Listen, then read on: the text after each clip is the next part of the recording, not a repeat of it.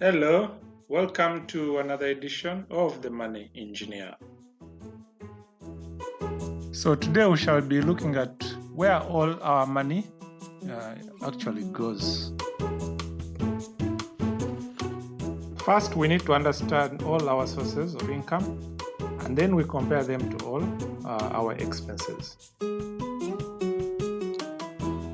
So we earn money from different sources, and as we shall see later, some can have a formal job or different kinds of income. So you can be an accountant, a doctor, a teacher. It doesn't really matter how you earn your income.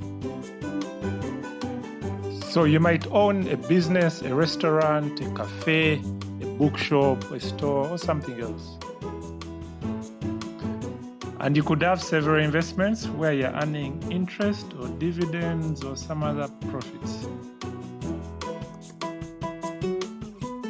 Now we need to look at the expenses. So we compare our income and expenses and see if we are balancing the boat. So we might occasionally enjoy a drink or two after work at the local bar. And of course, we can't forget the expenses related to family vacations, outings, parties, and celebrations. And if you have kids, of course, you have childcare costs, including school fees and the like. And we can't forget the medical costs, including dentistry, medical checkups, and treatment, and the like. Plus vacations, of course. I mean, we love to have a good time and travel and see the world. So we've now accounted for all our income and expenses, and the idea, of course, is that our expenses should never exceed our income. So the idea is, once again, to balance all our income and expenses. We don't want a situation where our expenses exceed income, because that will leave us going to debt. Next, we need to figure out our monetary net worth, which is basically the difference between our assets and liabilities. So first, we start by recording the value of our assets, which are basically things we own and which give us a positive cash flow. We might own trucks, cars, and other kind of automobiles, which are generally considered assets. We may also hold cash and other cash equivalents like fixed deposits and things like that.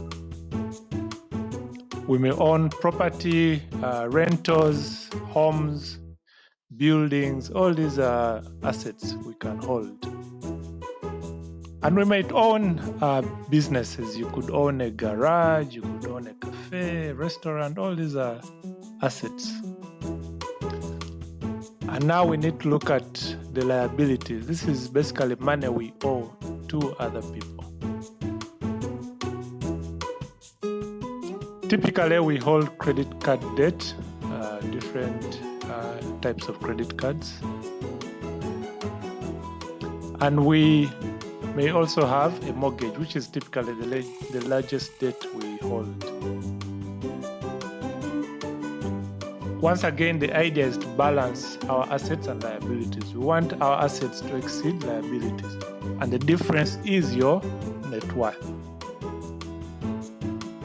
So hopefully you have a positive net worth. That means your assets exceed your liabilities, and you also have a positive cash flow, meaning your income exceeds your expenses. Thanks for watching. This has been The Money Engineer. Please don't forget to subscribe, like, and to share with your friends.